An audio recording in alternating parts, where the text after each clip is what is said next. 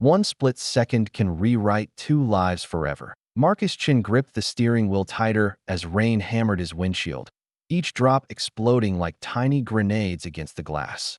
The Golden Gate Bridge stretched ahead through the storm, its towers disappearing into fog thick as smoke.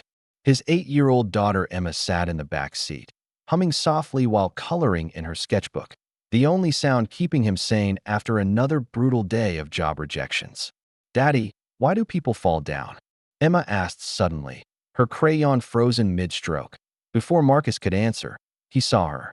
A figure in black leather sprawled on the bridge's sidewalk, motorcycle twisted like a metal pretzel 20 feet away. Rain pooled around her motionless body while cars swept past, their taillights bleeding red through the downpour. Marcus pulled over without thinking.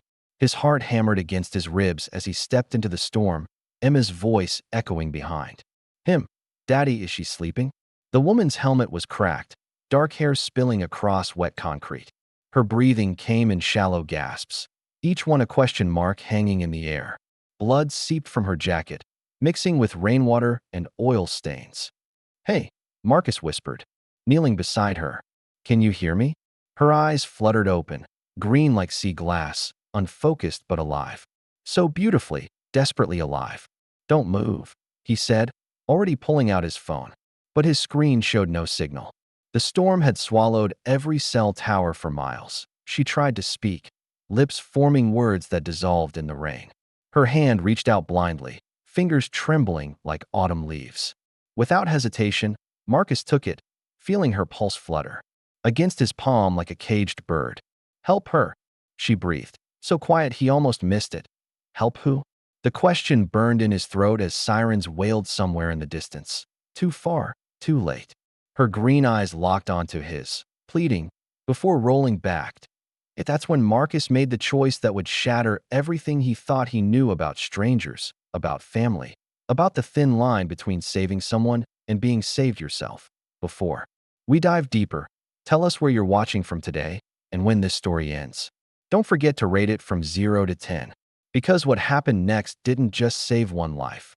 It rewrote 3. Emma pressed her face against the window, her breath fogging the glass. "Daddy, she needs us." And somehow, in that moment, Marcus realized.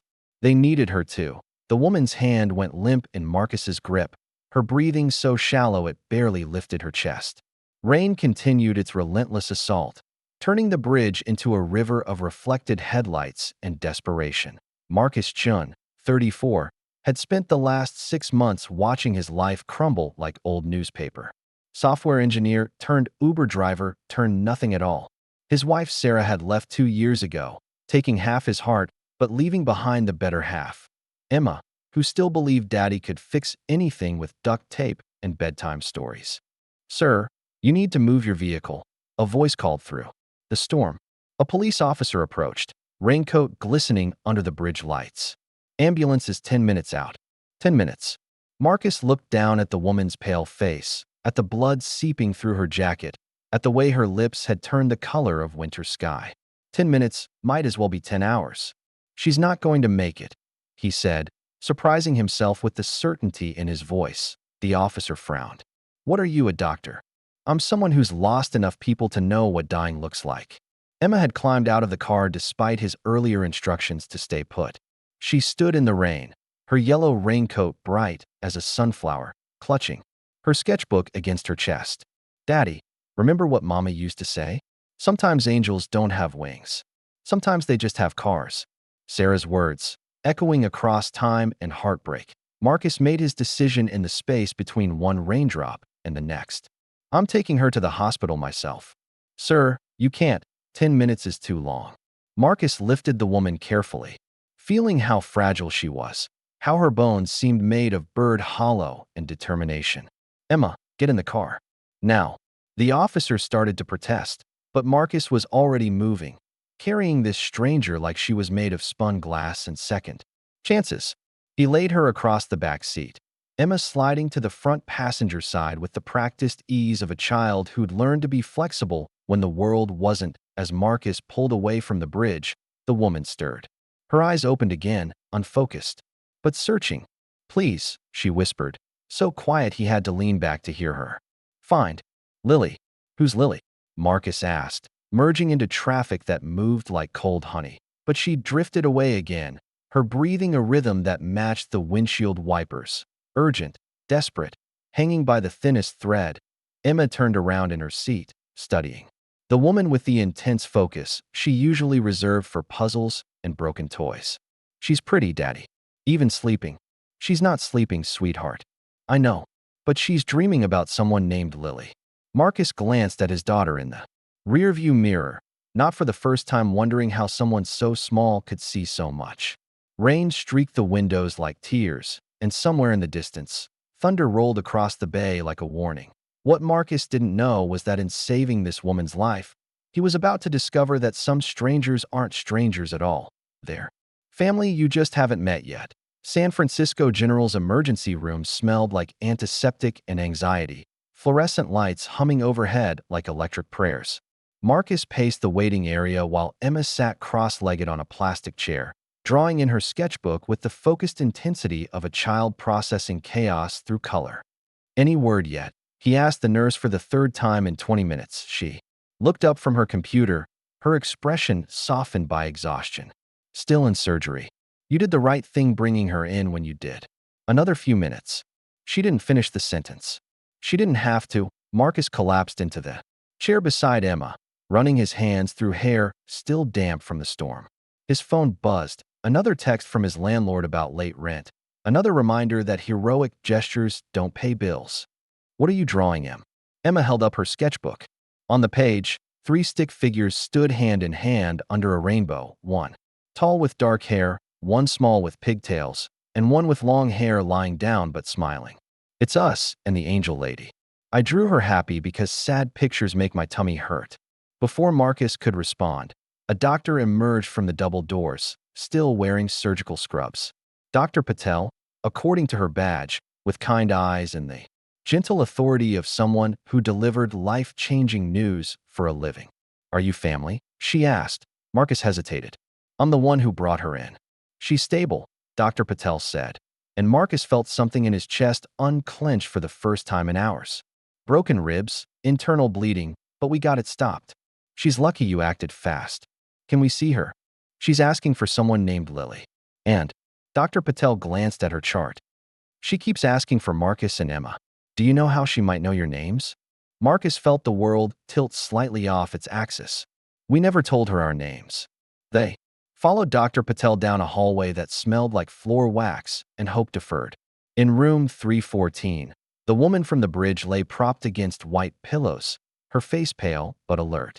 Her green eyes tracked to Marcus immediately, as if she'd been waiting. You came back, she said, her voice stronger now, but still carrying the weight of recent pain. I'm Marcus. This is Emma. He gestured to his daughter, who stood half-hidden behind his leg. How did you know your names? The woman smiled, and for a moment the fluorescent lights seemed warmer. My daughter talks about you all the time. About the nice man who drives her to school sometimes when I'm working late. About his little girl who shares her animal crackers. Marcus felt his knees go weak. Your daughter, Lily Chin Rodriguez. 7 years old, missing her 2 front teeth, obsessed with dinosaurs and kindness. The woman's eyes filled with tears. I'm Maria Rodriguez. And you, Marcus Chun, have been taking care of my daughter for 3 months without knowing I existed. Emma stepped forward, her eyes wide with recognition. Lily's mama. She said you work at the big building with all the lights, but she never said your name was Angel Lady. Maria laughed, then winced as the movement pulled at her stitches. Angel Lady? That's what Lily calls you when she talks about how hard you work to take care of her, Marcus said, puzzle pieces clicking into place in his mind. The single mom who works double shifts at the financial district. The one who leaves notes in Lily's lunch about being brave. She mentioned the Uber driver who never charged full fare, who let her sit in front and pick the music. Maria's voice caught. She said he had kind eyes and a daughter who made her laugh. Emma climbed onto the chair beside Maria's bed. Lily draws pictures of you too. She says you're the strongest person in the whole world because you're not scared of anything. I was scared today, Maria whispered. When I was lying on that bridge, all I could think about was Lily waiting for me to come home. About how she'd be alone. Marcus felt something shift in his chest, a door opening that he'd kept locked since Sarah left. She wouldn't have been alone. Not ever. Outside the hospital window, the storm was finally breaking, and somewhere across the city, a little girl named Lily was about to discover that sometimes the universe conspires to turn strangers into family. The revelation hung in the hospital room like morning mist, reshaping everything Marcus thought he knew about coincidence and connection. Emma had crawled into the chair beside Maria's bed, chattering about Lily's latest dinosaur facts while Maria listened with the hungry attention of someone who'd been away from their child for exactly 4 hours and 17 minutes too long. "I need to call Lily," Maria said suddenly, struggling to sit up straighter. "She's at my neighbor's, but she gets worried when I'm late." Marcus handed her his phone. "Emma, why don't you tell Mrs. Rodriguez about your drawing?" As Maria dialed, Emma proudly displayed her sketchbook. "I drew you and Daddy and me holding hands because Lily said her mama needs more friends who aren't just work people." Maria paused mid-dial, looking at Marcus with an expression he couldn't quite read. "Lily said that." "She said lots of things," Emma continued, oblivious to the undercurrents in the room. "Like how you sing off-key in the shower, and how you cry during sad movies but try to hide it, and how you're lonely but won't admit it because admitting things makes them more real." "Emma," Marcus warned gently. "It's okay," Maria said softly, then pressed call. The conversation that followed was a masterclass in parental love disguised as casual check-in. "Hey, baby." "Yes, Mama's fine." "No, just running late from work." "Mrs. Chun is taking good care of you." "What do you mean? Which Mrs. Chun?" Maria looked at Marcus with raised eyebrows. "Lily's sweetheart. How many Mrs. Chins do you know?" Marcus felt heat rise in his cheeks. "I might have let her call Emma my daughter a few times. For simplicity." "Lily thinks Emma is your sister," Maria said, covering the phone's mouthpiece. "She's been telling people at school about her big sister Emma, who knows all the best snacks, and her uncle Marcus, who tells funny jokes while driving." Emma beamed. "I always wanted a little sister. Can we keep pretending?" Before Marcus could explain the complex realities of adult relationships and parental boundaries, Maria's expression changed. She listened intently to whatever Lily was saying, her grip tightening on the phone. "What do you mean, baby? What man?" "Lily, I need you to listen very carefully. Go to Mrs. Chin's apartment right now. I don't care if he says he knows me. Lily, go. Now." Maria ended the call, her face pale beneath the hospital's harsh lighting. "There's a man at my apartment building. He told Lily he's my boyfriend and that I sent him to pick her up." Marcus felt ice form in his stomach. "You don't have a boyfriend." "No. And I would never send someone Lily didn't know." Maria tried to get out of bed, her face contorting with pain. "I have to go to her." "You just had surgery," Marcus said, gently pressing her back against the pillows. "You're not going anywhere. She's my daughter, and she's safe with Mrs. Chun. But only if we're smart about this." Marcus was already pulling out his phone. "What's your address?" "You can't go there alone. What if he's dangerous?" Emma looked up from her drawing, her child's intuition cutting through adult panic like a knife through fog. "Daddy, remember what you always tell me about scary situations." "What's that, Em?" "Sometimes the bravest thing isn't fighting the monster. Sometimes it's making sure the monster can't hurt anyone else." She looked at Maria with solemn 8-year-old wisdom. "We protect Lily together, like a real family." Maria's eyes filled with tears. "Emma, sweetheart." "No," Emma said firmly. "Lily's my sister now. Sisters protect each other. That's the rule." Marcus felt something fundamental shift in his chest, like tectonic plates rearranging themselves around his heart. For months, he'd been driving through the city like a ghost, ferrying strangers from one place to another, never connecting, never belonging. Now, looking at this injured woman who trusted him with her greatest treasure, and at his daughter who'd just claimed another little girl as family with the casual certainty of childhood, Marcus realized he'd been driving toward this moment all along. "Okay," he said quietly. "Let's go get our daughter." The drive across the city felt like navigating through a fever dream. Maria sat in the passenger seat despite doctor's orders, one hand pressed against her bandaged ribs, the other clutching Marcus's phone like a lifeline. Emma sat behind them, unusually quiet, her sketchbook forgotten as she stared out the rain-streaked window. "Take the next left," Maria directed, her voice tight with controlled panic. The brown building with the green awning. Marcus's hands tightened on the steering wheel. In the Uber days, he'd learned to read neighborhoods like books. This one told a story of working parents and careful budgets, of dreams deferred but not abandoned. Maria's building stood modest and well-maintained, the kind of place where neighbors actually knew each other's names. There, Maria pointed to a figure pacing near the entrance. That's him. The man looked ordinary enough. Medium height, dark jacket, the kind of forgettable face that would disappear in any crowd. But something in his posture, the way he kept, checking his phone and scanning the building's windows, made Marcus's instincts scream warnings. Have you seen him before? Marcus asked. Never. But Maria's voice trailed off as a memory surfaced. Last week, Lily mentioned a man who asked her questions at the playground. About where we lived, when I worked. I thought it was just stranger danger paranoia, but you taught her well, Marcus finished. She didn't go with him tonight. Emma leaned forward between the seats. Where is she now? Mrs. Chen lives on the 4th floor. Lily should be safe there, but Maria's voice cracked. What if he finds a way up? What if Mrs. Chen doesn't understand the danger? Marcus pulled into a parking spot across the street, keeping the engine running. The man at the building entrance was no longer alone. Another figure had joined him, this one larger, more menacing. They stood close together, clearly strategizing. This isn't random, Marcus said quietly. They're organized. Maria's face had gone white. I need to call the police. Already on it, Marcus said, dialing 911 with one hand. But as he started to speak to the dispatcher, Maria grabbed his arm. Look, she whispered. The men were moving. Not toward the building's main entrance, but around the side, where a fire escape zigzagged up the brick wall like a metal ladder to heaven or hell. 4th floor, Maria breathed. They're going for the fire escape. Marcus ended the call with dispatch, having given the address and situation. But police response times in this neighborhood were measured in hopes and prayers, not minutes. I'm going up there, he said.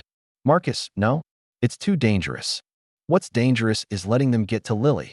He turned to Emma, his heart breaking at the fear in her eyes. Em, I need you to stay in the car. Lock the doors. If anything happens, anything at all, you drive to the police station. Can you? Reach the pedals. Emma nodded, though her lips trembled. I can do it, Daddy.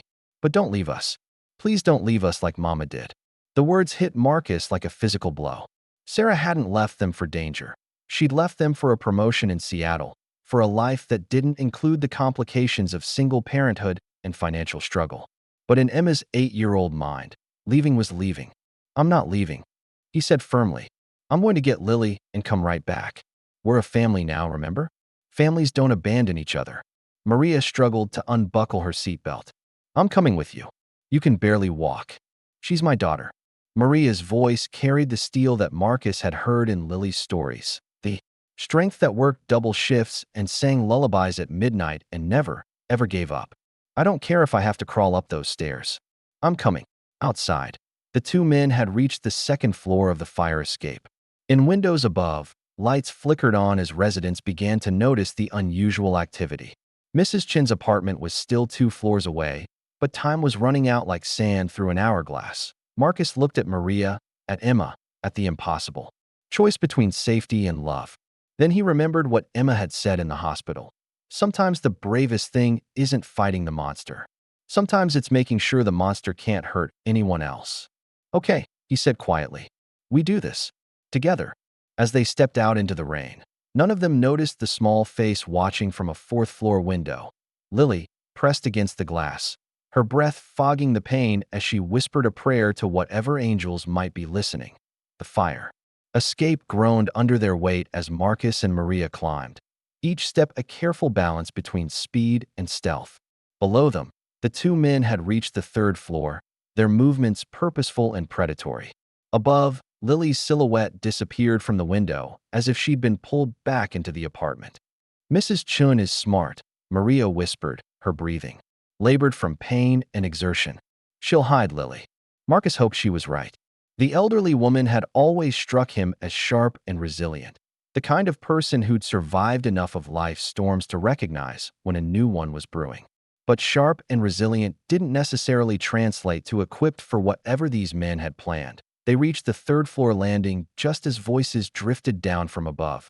male voices, aggressive and impatient. You sure the kid's up there? Been watching the building for 3 days. She comes home with the old lady every day at the same time. Marcus's blood turned to ice. 3 days. This wasn't opportunistic. It was calculated. Maria gripped his arm, her face a mask of controlled terror. They've been watching her, she mouthed. Marcus nodded, his mind racing through possibilities, each one worse than the last.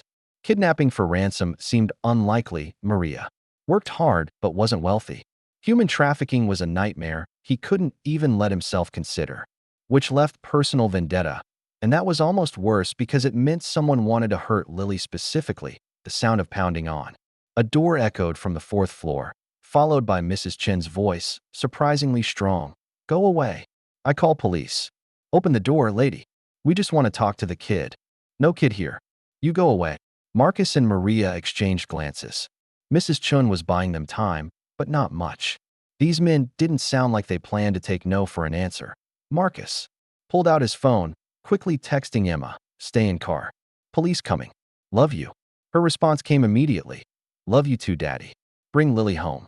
Bring Lily home. As if it were that simple.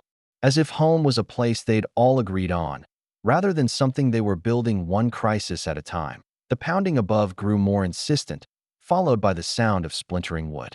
Mrs. Chen's voice rose in protest, but it was drowned out by heavier footsteps entering the apartment. That's it, Maria whispered, moving to continue up the fire escape despite the pain clearly written across her face. Marcus caught her arm gently. Wait. Listen. From above came the sound of a child's voice, not Lily's, but another little girl, speaking in rapid Mandarin. Mrs. Chen's granddaughter, visiting for the weekend. They're in the wrong apartment. Marcus breathed that Maria's eyes widened with understanding. Lily must have gone to a different floor. But which floor? And how long before the men realized their mistake and started searching the building systematically? As if summoned by his thoughts, Marcus's phone buzzed with a text from an unknown number. Are you Marcus? This is Lily. I borrowed Mrs. Wong's phone. I'm on the roof. The roof. Of course. Where else would a 7-year-old genius go when she needed to disappear? Marcus showed the text to Maria, who sagged with relief and renewed terror in equal measure. How did she get to the roof? Kids find ways, Marcus said, remembering Emma's talent for appearing in impossible places. But if we can figure it out, so can they. Above them, the men's voices grew frustrated as they apparently realized their error. Heavy footsteps moved back toward the stairwell. They were going to search floor by floor. We need to get to the roof first, Maria said. Marcus looked up at the remaining flights of fire escape, then at Maria's bandaged torso. You'll never make it. I'll make it. The certainty in her voice reminded him of something Lily had said once during a drive to school. My mama says impossible is just another word for haven't figured it out yet. Okay, Marcus said quietly. But we do this smart. I'll go up, get Lily, and bring her down to you. Marcus, Maria. He stopped her protest with the gentle authority he'd learned from single parenthood. Sometimes protecting someone means letting others help protect them too. For a moment, she looked like she might argue. Then she nodded, understanding flowing between them like a current. As Marcus started climbing toward the roof. He thought about Emma waiting in the car below, about Mrs. Chun protecting a child who wasn't even hers, about Maria trusting him with her most precious treasure. Somewhere in the space between one rung and the next, Marcus realized this wasn't just about saving Lily anymore. This was about proving that sometimes strangers weren't strangers at all. They were family you just hadn't claimed yet. The roof stretched before Marcus like a moonlit ocean, dotted with air conditioning units and ventilation shafts that cast long shadows in the emergency lighting. Rain had stopped, leaving everything slick and treacherous. He found Lily crouched behind a maintenance shed, clutching a cell phone and shivering in her school uniform. Uncle Marcus? She whispered, her voice small but steady.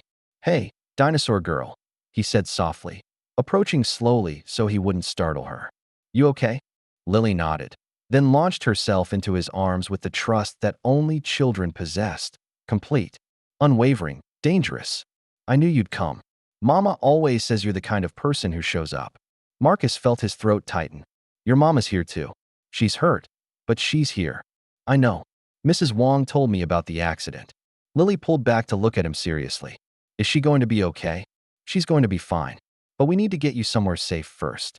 The sound of footsteps in the stairwell below made them both freeze. Heavy boots, moving fast, getting closer. They're coming, Lily whispered. Marcus looked around the roof desperately. The fire escape was their only exit, but it led right past where Maria was waiting and where the men would be searching. The door to the stairwell was already rattling as someone tested the lock. Lily, he said quietly, I need you to be very brave. Can you do that?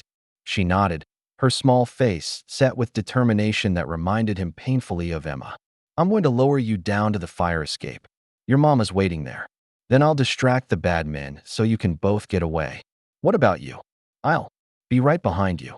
Lily studied his face with the uncanny perception children sometimes possessed. You're lying.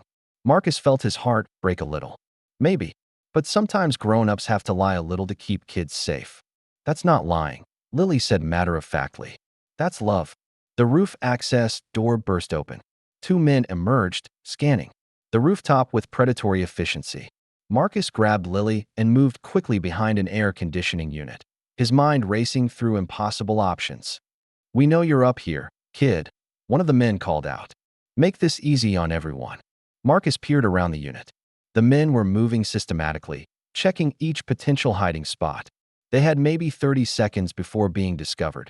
Then Lily tugged on his sleeve and pointed to a maintenance ladder that ran down the back of the building, not to the fire escape, but to a lower roof section that connected to the neighboring building.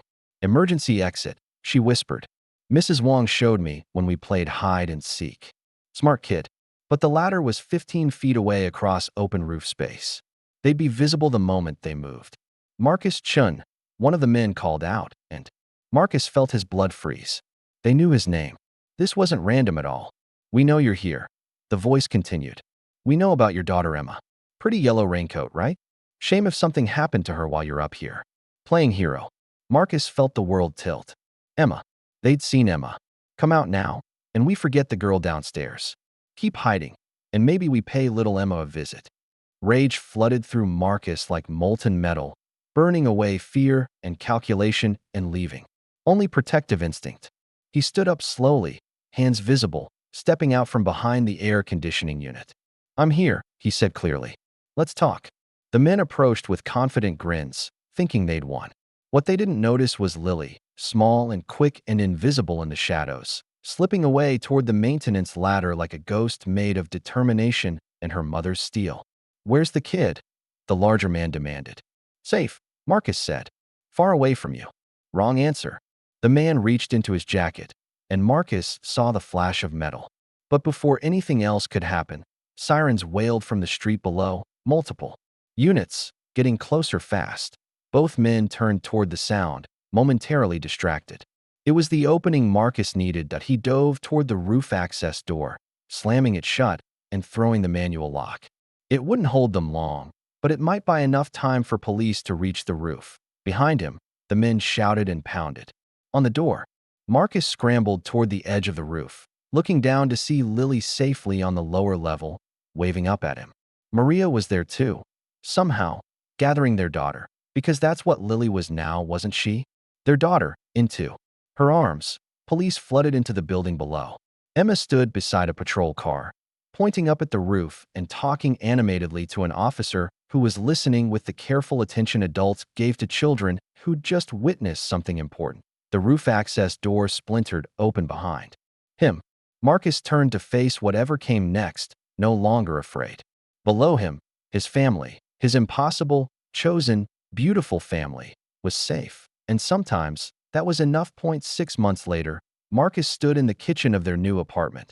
Their apartment, because sometime between the hospital visits and the court dates and the slowly healing wounds, mine and yours had become ours, without anyone officially deciding. The kitchen smelled like Saturday morning.